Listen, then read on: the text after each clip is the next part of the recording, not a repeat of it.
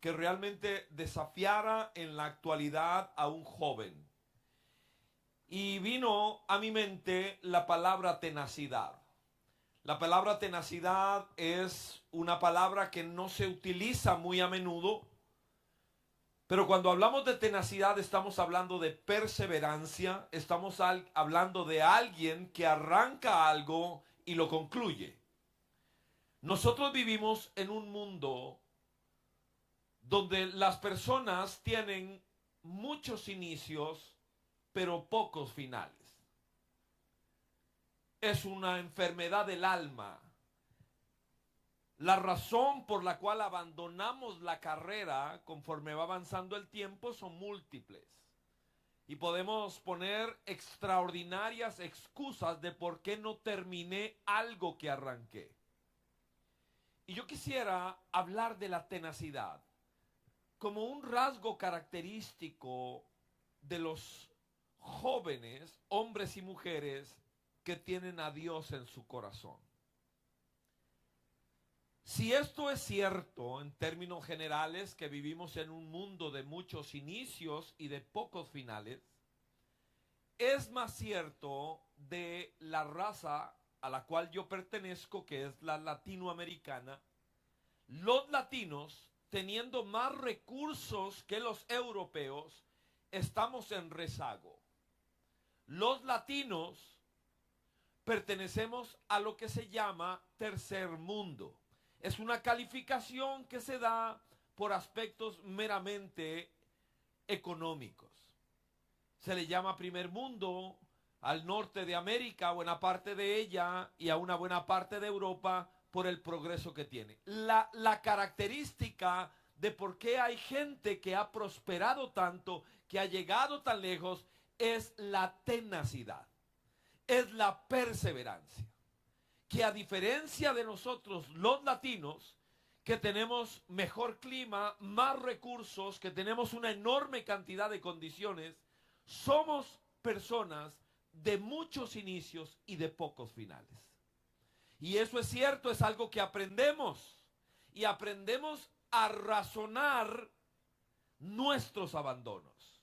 ¿Por qué no termino lo que arranco? ¿Por qué? ¿Por qué es que me quedo a medio camino? ¿Por qué es que tuve un inicio, llame cualquier cosa, cualquier área de tu vida, de la mía? Hemos arrancado clases de guitarra, de canto, hemos tratado de aprender inglés, hemos empezado la escuela, el colegio, arrancamos la universidad, pero en un porcentaje muy alto hay muchos inicios y pocos finales. Esto es cierto también de la vida sentimental. En términos de estadísticas, no todos los matrimonios terminan. Por el contrario, la mitad naufragan a mitad de camino. Y la gran mayoría de nosotros, si nos preguntaran, ¿usted quiere terminar lo que empezó? Algo que realmente te interesó, que le das valor, fijaste una meta en la vida y dijiste, quiero terminar. Todos queremos terminar lo que empezamos. El problema es que no lo hacemos. Es que los latinoamericanos hemos aprendido a rendirnos demasiado rápido. Hemos aprendido a abandonar la batalla con mucha facilidad. Y es por eso que yo quiero proponer como sujeto de estudio para esta tarde a un personaje un tanto abandonado de los focos del el heroísmo de la fe. Y es un hombre llamado Caleb. Caleb es por esencia un tipo perseverante. Era el amigo íntimo de Josué, aquel conquistador. Caleb, ya por su nombre se describe la personalidad. Le voy a decir qué significa Caleb. El diccionario del hebreo al español deriva la siguiente conclusión. Caleb es el compuesto de dos palabras hebreas, Caleb y Koleb, cuyo significado, el primero es imagínese usted perro. Caleb significa perro y Colev significa todo corazón. Es oscuro el significado.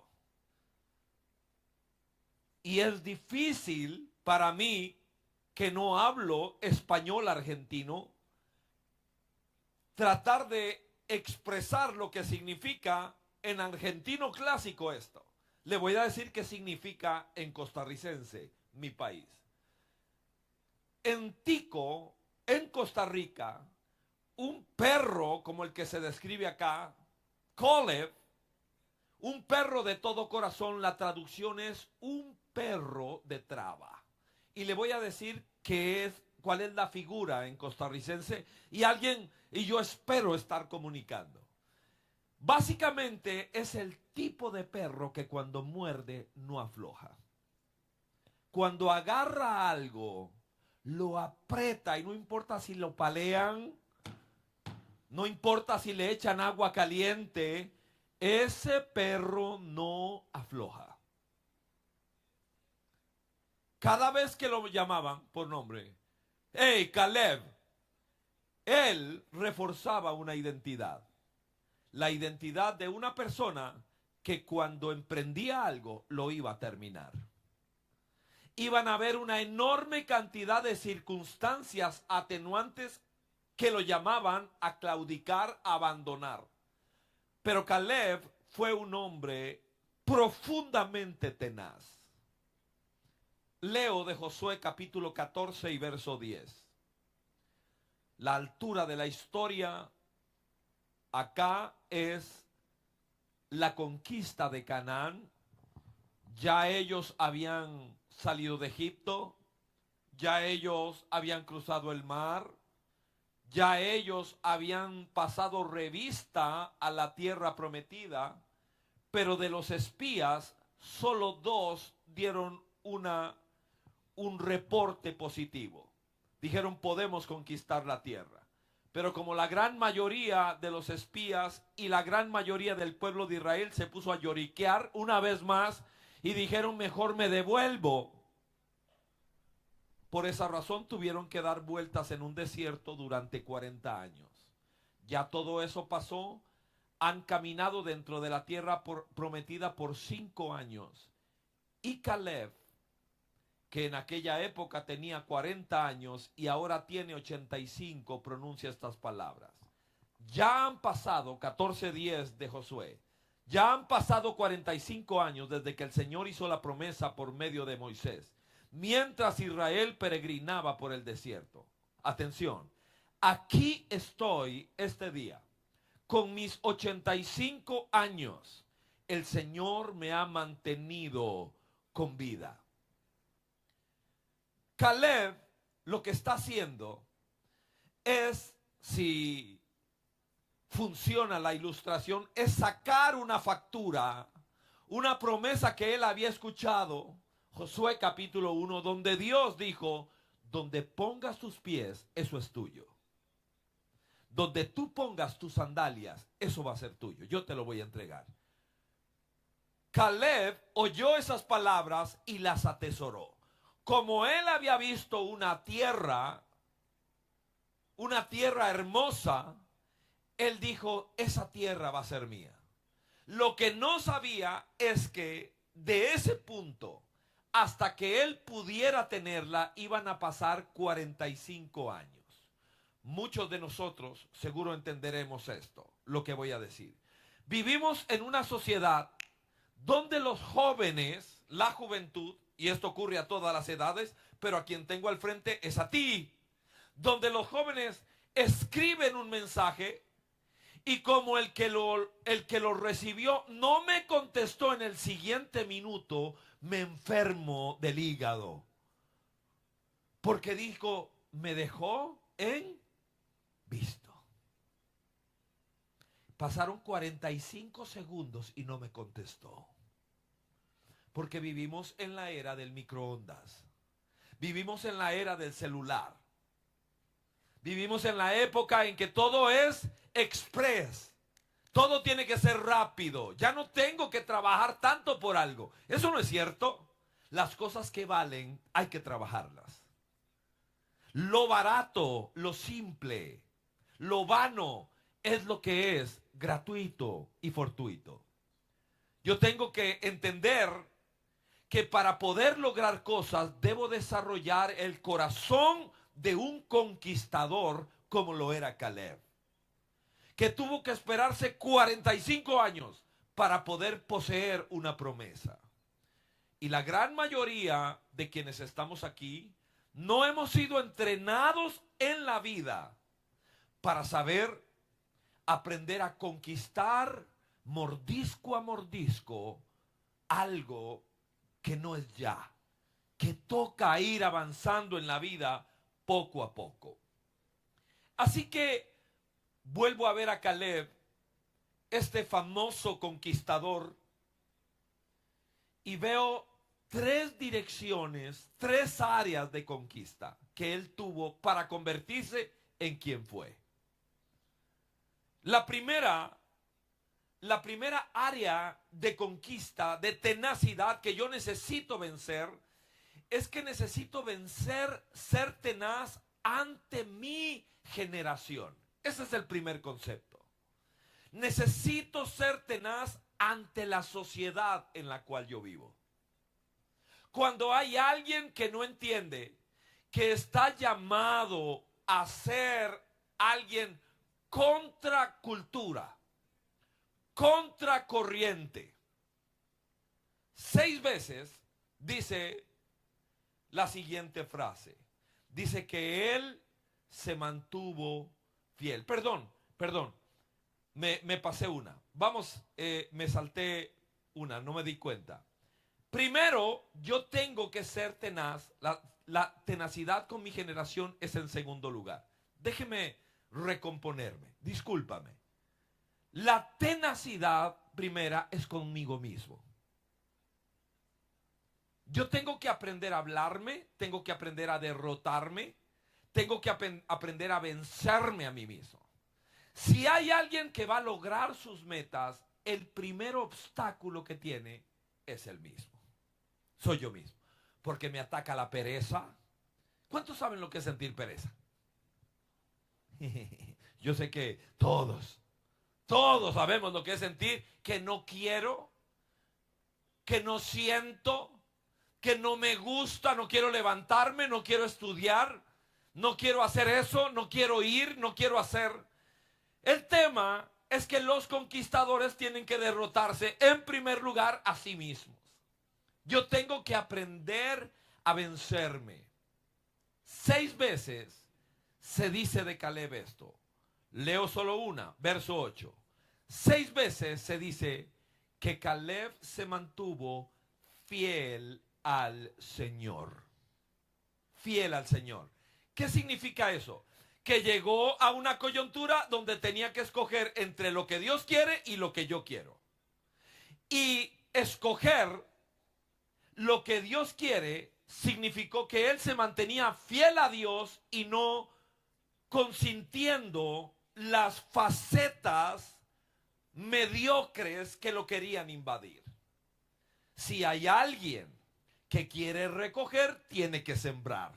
Si hay alguien que quiere lograr, es alguien que tiene que hacer. La sociedad nos ha mentido. Nos dijo que todo es express, ¿no es cierto?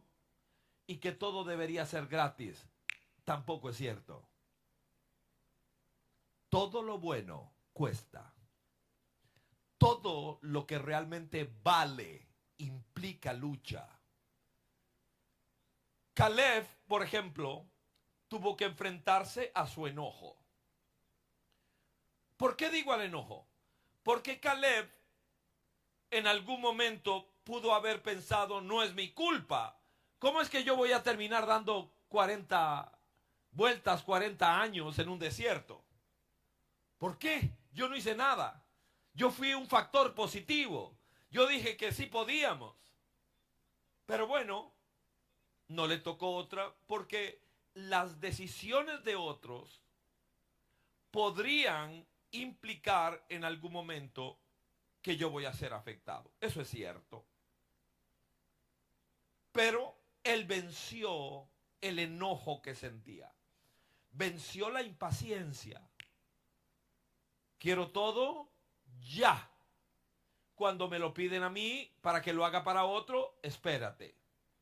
Pero si lo quiero yo, es ya. La impaciencia, él la venció. Venció el temor. Cuando Caleb reporta, sus amigos acaban de decir, son muy grandes. La gente que habita esa tierra es demasiado grande. Están muy bien armados, muy bien organizados. Vamos a morir. Pero Caleb dijo, son pan comido. Porque él tenía una adrenalina espiritual diferente. Absolutamente. La primera área de conquista para ser realmente un tractor en Dios que logra cosas, tengo que aprender a derrotarme a mí mismo. Yo no sé si usted ha visto alguna vez un documental acerca de los salmones.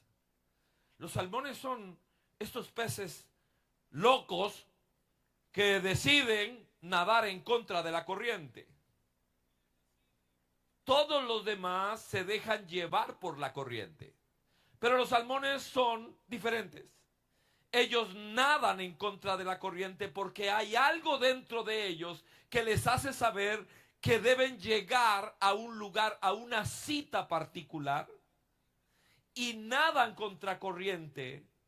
Pero lo que más me impresionaba de ver algunos de los documentales sobre salmones es cuando suben una catarata. Y uno dice, ¿cómo va a subir alguien una catarata? Es imposible. ¿De qué se agarra para nadar en contra del agua que viene cayendo en una cascada? Y usted los ve ahí e intentándole una vez y dos veces. No solo nadan contra la corriente, sino que empiezan a escalar cascadas, lo cual nos suena imposible. Eso no se podría lograr, pero ellos lo logran.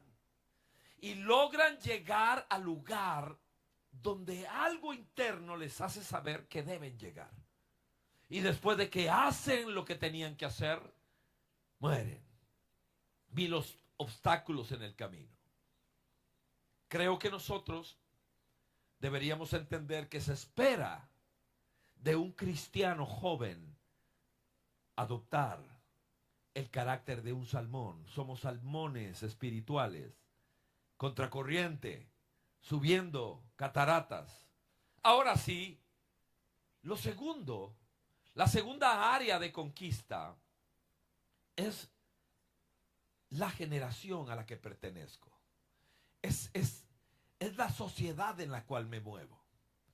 Cuando hablo a jóvenes, es ese grupo humano que seguramente conozco, que quiero, son mis amigos, mis amigas, compañeros de colegio, de universidad, del barrio, los amigos, que tienen un código diferente al mío. Y yo tengo que aprender a navegar esa agua. Porque estamos llamados a ser diferentes. Dice el verso 8 de Josué 14. Mis compañeros de viaje, es Caleb hablando. Mis compañeros de viaje, por el contrario, desanimaron a la gente y le infundieron temor. Caleb tuvo que nadar en contra de la corriente, por supuesto, social, la forma en que lo plantearon. A esto se le llama presión de grupo. Se necesita tener los pantalones bien puestos y las enaguas bien puestas para poder plantarse frente a la presión de grupo. La cantidad de hombres y mujeres a lo largo de la historia que han cedido a la presión, como Pedro en el patio de Anás, cuando le preguntaron que si él era de los de Jesús, y dijo, por supuesto que no, les juro por mi madre que no conozco a ese carpintero. Eso no es otra cosa que un hombre cediendo a la presión de grupo. No es fácil, no voy a decir que lo sea, no es fácil. Todos en su momento recibimos esa presión. Y es más difícil porque normalmente es un individuo solo, una chica sola, frente a la presión del grupo que le dice, si quieres ser parte de este círculo, tienes que actuar de esta manera, tienes que hacer esto. Y allí es donde viene el ejemplo de un hombre como Caleb, un perro que cuando muerde no suelta. Aprieta, muerde duro, no hay nada que hacer. Este hombre no permitió, Caleb, que nada lo desanimara, ni el negativismo de la gente, la terquedad de otros, la desobediencia de otros, lo desanimara en lo que él había decidido. Voy caminando hacia allá, voy hacia allá. Debo entender que la necedad de otra persona, cuando alguien tiene el espíritu de Caleb, el carácter de este Caleb, lo único que puede lograr es atrasar lo que Dios tiene para mí. Caleb lo quería ya, por supuesto, lo acaba de ver una tierra que él quiere, pero la va a lograr conquistar 45 años después. ¿Por qué pasó eso? Por la necedad de muchos.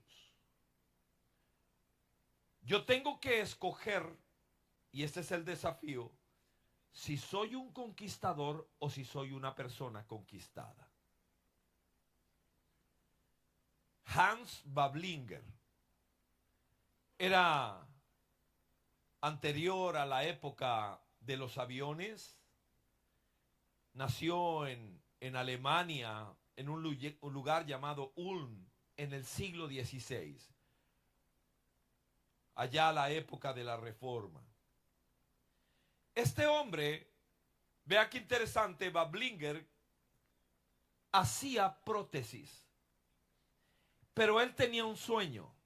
El sueño de Bablinger en Ulm, Alemania, era algún día crear un aparato que lograra volar. Así que por el arte que tenía en su oficio, construyó unas alas, es historia, unas alas, lo que hoy podríamos semejar como una especie de parapente, solo que prehistórico. Y generó este parapente, se subió a una montaña con unos 3 amigos que lo estaban ayudando, se lanzó y las corrientes de aire permitieron que Bablinger fuera la primera persona que alguna vez planeó, voló. Se hizo un escándalo en Ulm, Alemania. Y animaron a Bablinger a que tuviera una segunda presentación. Ahora el pueblo entero de Ulm llegó. Llegó el obispo de la iglesia, llegaron los políticos. Es historia, puedes encontrarlo en cualquier sitio. Hans Bablinger. Aquel segundo intento fue un fracaso terrible porque las corrientes de aire, él no lo sabía, no le iban a colaborar. Así que se lanzó junto con sus amigos que lo impulsaron, pero cayó como una piedra. Y entonces fue una gran decepción. Lo que dice la historia es que el sermón del obispo del próximo domingo se llamó "El hombre no nació para volar". Hans Bablinger, dice Max Lucado, que es quien narra la historia, guardó las alas. Hans Bablinger cayó en una profunda depresión, se enfermó y poco tiempo después murió. Y termina Max Lucado de relatar esta historia diciendo: qué ironía, hoy los turistas que viajan a Ulm en Alemania llegan en avión. La pregunta es si tu sueño es a prueba de pruebas. Si eso que yo quiero es a prueba de pruebas. Voy al último concepto. Una persona que quiere realmente ser un conquistador, Será alguien que termina lo que empezó, que logra, tiene que ser tenaz delante de Dios. Esta es la tercera área de tenacidad. Un repaso rápido. ¿Cuál es la primera área de tenacidad? Conmigo mismo. La segunda, con mi generación. Y la tercera, con Dios. Esta es fundamental, porque cuando una persona tiene los sueños de Dios, solo con Dios se pueden alcanzar. Cuando alguien realmente, y mi propósito en esta tarde es que algún joven, alguna jovencita se atreva a romper esquemas demasiado bajos, esquemas muy, muy limitados, y que se atreva a soñar algo en grande para Dios. Dice 14:10, ya han pasado 45 años desde que el Señor hizo la promesa por medio de Moisés, mientras Israel peregrinaba por el desierto. Aquí estoy este día con mis 85 años, el Señor me ha mantenido con vida. Esa última frase implica de una persona que su sueño, amparado en Dios, le dio vida a su vida. Es una persona que sabe por qué se lanza de la cama, que sabe por qué hace lo que hace, por qué estudio lo que estudio, por qué me privo de lo que me privo, porque quiero conquistar algo. Cuando una persona va a ser tenaz delante de Dios, necesita creer. Él supo entender que la promesa que escuchó, donde pongas tus zapatos, eso es tuyo, la hizo Dios y no un hombre. La creyó y le dio vida a su vida. Dependió, vuelta tras vuelta en un desierto, sobrevivió. ¿Por qué? Porque era tenaz delante de Dios. La honra que Dios otorga a una persona que persevera. La perseverancia es tan importante que en Mateo 24 dice, el que perseverare hasta el fin, ese es de los míos. Ese será salvo. La perseverancia no es una materia opcional. Cuando mi hijo terminó la secundaria, mi hijo ya es un hombre hecho derecho. Cuando estaba terminando la secundaria, ya en su etapa final, se me acercó y me dijo, papá, siempre he querido estudiar en los Estados Unidos. Yo quiero estudiar en una universidad en los Estados Unidos. Y yo le dije, Andrés, tú sabes que te amo, que nos hemos esforzado siempre tu mamá y yo para que tengan Valeria y tú la mejor educación. Pero es algo materialmente imposible para mí pagarte una universidad en los Estados Unidos. No tengo los recursos económicos para pagarte eso y tú lo sabes. Pero nosotros somos una familia que cree en Dios. Y si esto está en el proyecto de Dios para tu vida, oremos, desde aquí en adelante oremos para que Dios abra una puerta. Para que Dios abra una puerta y tú puedas estudiar donde yo no te puedo pagar. Pero oremos por un milagro. Así que a partir de esa noche, mi hijo Andrés y yo empezamos a orar. Señor, era una oración, es una oración realmente con tintes de milagro. No podemos, no tenemos, mi esposa y yo no tenemos para esto. Y empezamos a orar, Señor, abre una oportunidad para que nuestro hijo Andrés pueda estudiar en una universidad en los Estados Unidos. Ese es su sueño, lo ponemos delante de ti.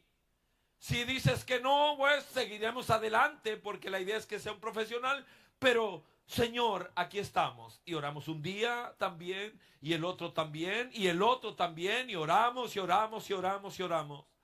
Vea lo que ocurrió. Historia pura, hablo delante de Dios. Mi hijo está jugando fútbol, ni siquiera es un juego formal oficial. Está jugando fútbol. Él andaba en los Estados Unidos en una actividad y él está jugando fútbol con unos amigos. Y cuando está jugando fútbol se acerca a un hombre y le dice, oiga, a mí me gusta cómo usted juega fútbol. Soy el visor de una universidad de los Estados Unidos. Si tú juegas para nosotros, nosotros te pagamos tu carrera. Yo te pregunto, y lo que le estoy diciendo es verdad de la A a la Z. Mi hijo terminó esa universidad, la maestría en administración de empresas. Toda la carrera. Y jugaba fútbol para esa universidad. Yo le pregunto, ¿qué posibilidad hay de que eso ocurra? Bueno, debería haber algún 0.0 algo. Pero es que esto no es humano. Esto es divino. Es celestial. La pregunta es si yo entiendo que un hombre y una mujer que ahora tiene a Cristo en el corazón, todo está abierto para él y para ella, y que es capaz de llamar las cosas que no son como si fueran, y que es capaz de poner y proponer metas en su vida que nadie se imaginó, y de romper todos los esquemas que nuestra familia ha tenido, que ha dicho toda la vida, eso no se puede hacer, pero con Dios todo es posible.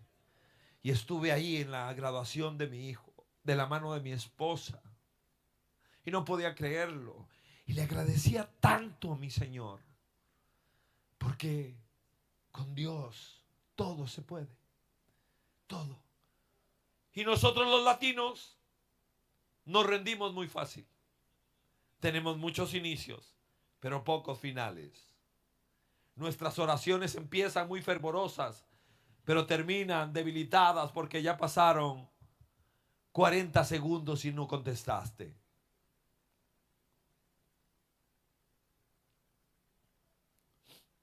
Termino con esto. Mi único anhelo es que algún joven en este lugar atrape un sueño de Dios y se lo ponga ahí y luche con tenacidad contra sí mismo, contra su generación, y sea capaz de ser tenaz delante de Dios. Dios premia la tenacidad. ¿Se acuerda de aquella señora que llegó y le dijo: oiga, don Jesús, si usted no me cura a mi chiquita? Oiga, don Jesús, usted no me curaría a mi chiquita. ¿Sabes qué dice la Biblia? Que Jesús ni la volvió a ver. No la volvió a ver. Entonces los discípulos se pusieron incómodos. Entonces ella volvió a decir: oiga, don Jesús, usted no me cura a mi chiquita, a mi niña. Y dice que Jesús la vuelve a ver y no le presta mayor atención. Mire, a esa altura la mitad de los que estamos en este salón ya se hubiera ido. Y le vuelve a jalar. Oiga, don Jesús, tenaz, usted no me cura a mi niña. ¿Sabes qué contestó Jesús? No está bien darle el pan de los hijos a un perro. Es un dicho muy fuerte y tiene su contexto, es muy, muy complejo. En ese punto no se queda nadie. Nadie se queda. Ella se quedó. Oiga, don Jesús, hasta un perrillo come de las migajas que caen de la mesa. Y Jesús la vuelve a ver. ¿Sabe qué le dijo? Mujer tenaz, lo que quieres está hecho. Pero usted y yo ya nos hubiéramos ido y nos la perdimos. Nos la perdimos.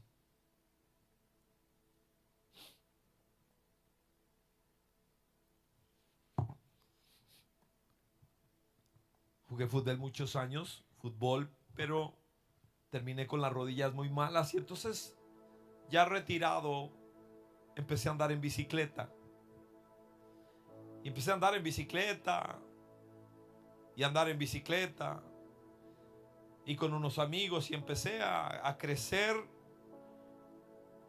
y a gustarme cada día más. Y entonces un amigo con el que empecé a entrenar, que era muy bueno, me animó a correr una carrera de ciclismo de montaña que allá en Costa Rica, que es un país pequeño, angosto, cruza del mar Pacífico al mar Atlántico en 3 días. Son 3 etapas de aproximadamente 100 kilómetros cada una por día. El primer día es el más duro, la ruta de los conquistadores. El primer día es el más duro. Es un día durísimo porque es de nivel de mar a la capital que está en alto. Así que llegué a esa competencia sin mucha expectativa. Mi expectativa es terminar, es lo que quiero. No quiero ser de los que se rinden, quiero llegar. Pero me dijeron: Ricardo, el primer día, solo el primer día, se retira la mitad de la gente. El primer día es muy duro porque hay una montaña que se llama Carara, que es de barro. Y yo dije, bueno, son 300 ciclistas. Yo voy de último, no soy bueno. Es mi primer intento, mi bicicleta no es muy buena. Así que sabía que no iba a ser fácil. Subí como pude esa montaña de barro porque no se puede pedalear, hay que subirse la bicicleta al hombro y caminar mucho rato. La mitad se retira ahí. Cuando llegué arriba en Carara, estaba tan cansado, y falta muchísimo todavía por pedalear, pero andaba buscando si alguien me compraba la bicicleta para irme para la casa porque realmente estaba muerto. A esa altura quedé rendido, muerto, desanimado, con unas ganas de no más. Pero me acordé de que necesito terminar. Así que descansé un rato, me volví a montar y empecé solo, porque los buenos duran 6 horas en hacer eso. Yo en algún momento llevaba 12 horas pedaleando y no había llegado. 12 horas, habíamos salido a las 5 de la mañana, eran las 5 de la tarde y yo estaba todavía en camino. Me dolía todo. No me habían dicho que cuando uno pedalea tanto, el sudor te llaga las corvas. Tenía 2 llagas en una parte de mi cuerpo que no les puedo enseñar ni decir. Horrible, 2 llagas en carne viva ahí atrás, horrible. Me dolía cada pedaleada. El sudor y la fricción generaban un dolor terrible.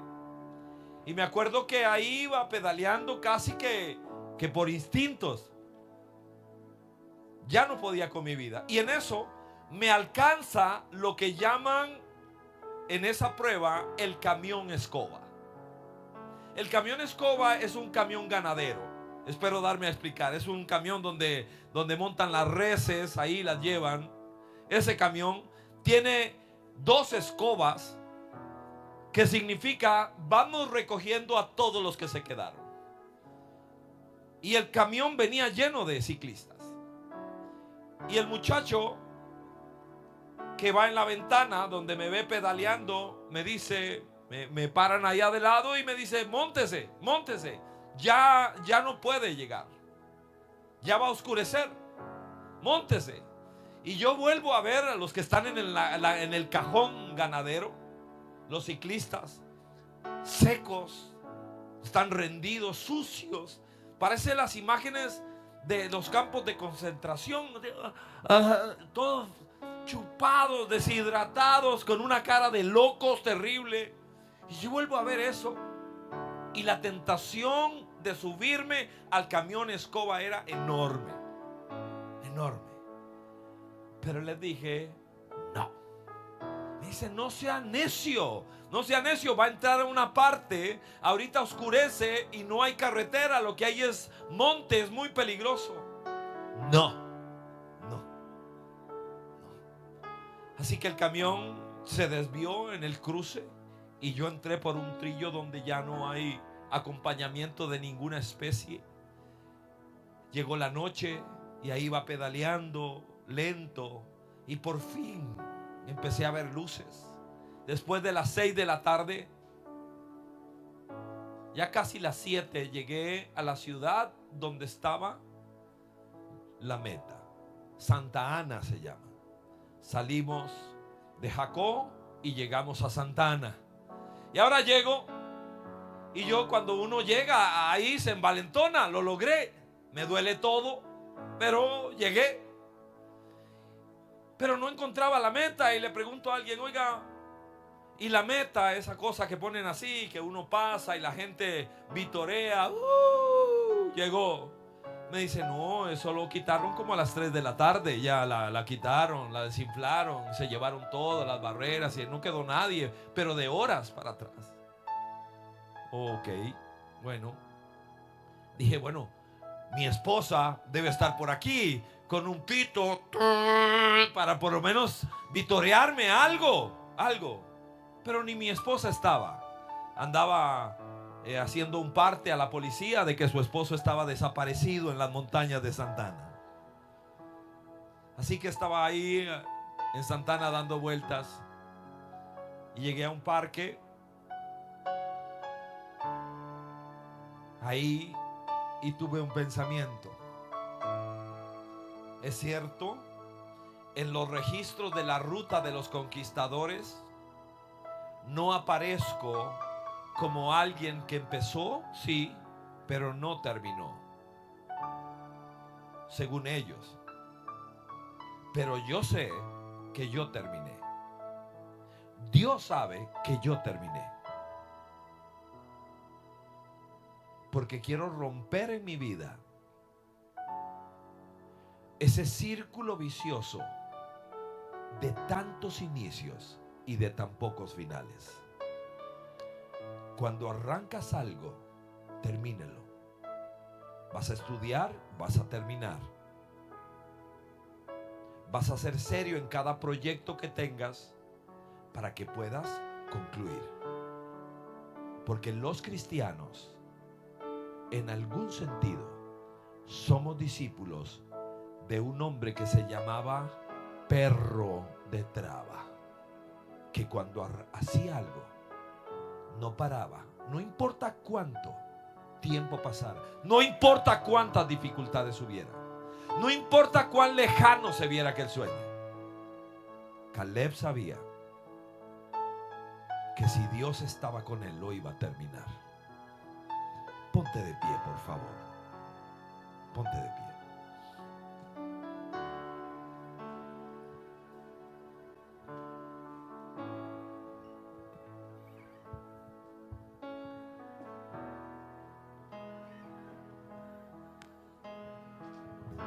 Podemos adorar al Señor. Vamos a adorarle antes de orar. Señor, en esta noche ya nos presentamos delante de ti como comunidades de fe que estamos en este sitio. Abrimos tu libro y vemos la historia de un hombre que tuvo inicios y finales, que rompió con esa maldición que hay en las sociedades enfermas, que hacen que las personas inicien cosas y nunca las terminen. Ocurre en todas las áreas. La principal es nuestra relación contigo, porque tú eres el que marca una diferencia. Tú eres el que afecta de manera positiva, impactando nuestras generaciones. Eres capaz de sanar familias, de romper los círculos viciosos que generan pobreza y miseria, la cual empieza en el alma y luego llega a la mente y luego llega al cuerpo. Por eso te pido que la semilla de Dios sane el alma de cada joven y jovencita en este lugar. Señor, no importa de dónde vengamos, tú eres el que por la promesa emitida ya al inicio, Señor, de tu intervención con la raza humana, estás lanzando los mandatos. Dices que eres el Dios que visita la maldad de los padres sobre los hijos hasta la tercera y cuarta generación, pero que sabes hacer misericordia hasta 1000 generaciones de los que te aman y guardan tu palabra. Y te pido por un joven y una jovencita que en medio de una reunión como esta sea capaz de atrapar tu palabra y bajarla a su corazón y decidir ser un Salmón en medio de esta sociedad que se deja arrastrar por la corriente y decide nadar en contra de las posibilidades, de la mano de un Dios que abre mares para él y para ella. Te quiero pedir, Señor, haznos ver sueños cumplirse. Permítenos saber que la fe es práctica, estudia, trabaja, pelea, lucha, siembra, camina, se mueve. Te quiero pedir, Señor, que la generación que hoy tenemos acá al frente en esta celebración de fin de semana de iglesias sea mejor que la nuestra. Levanta una generación mejor que la nuestra, de jóvenes y jovencitas que te aman más, que te conocen más, que te sirven más, que logran más cosas. Esa es la esperanza de Tucumán y es la esperanza de Argentina y de nuestra América Latina. Que haya una generación mejor que la nuestra, diferente a la nuestra. Y lo que te vengo a pedir, Señor, es que el espíritu superior del que habla la Biblia, Caleb tenía. Tu palabra dice que todo ocurrió porque Caleb era diferente. Caleb tenía un espíritu superior, así dice. Eso solo es posible cuando el dulce espíritu de Dios viene a mi corazón y me permite ser cada día mejor seguidor y discípulo de Jesucristo. Señor, solo es una forma, solo es un símbolo externo. Pero me pregunto si algún jovencito quisiera levantar sus manos, porque quiero orar por usted ahí donde está. Como alguien que está mirando la puerta de salida y pidiéndole a Dios por las generaciones que vienen.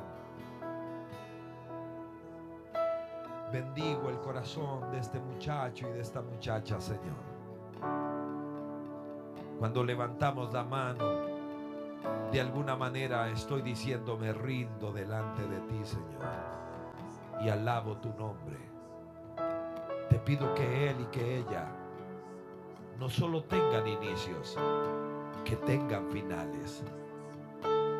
Te quiero pedir que vivan de tal manera que sepan que un día los vas a recibir diciendo: bien hecho, joven, bien hecho, buen siervo, buena sierva, bien hecho.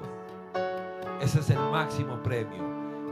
El máximo premio es saber que conoces mi nombre. El máximo premio es saber que me acompañas en el camino. Abre el mar para ella, para él. Que su sueño no sea simple, que sea un sueño que solo Dios puede realizar. Si tú no intervienes, no lo va a lograr. Solo quiero pedirte que, como los obreros que se esperaron a las 9 y nadie llegó, y a las 12 y nadie llegó, y hasta las 3 los contrataron, tú los premiaste, porque tú premias la perseverancia y la tenacidad. Tú premias. Y en el nombre de Jesús bendigo a este muchacho y a esta muchacha, y te pido, Señor, que una vez más tu palabra, torpemente expresada pero poderosa de por sí en sí misma, cumpla el propósito para el cual fue enviada. Señor, puertas abiertas para él y para ella. Que esto sea así en el nombre de Jesucristo.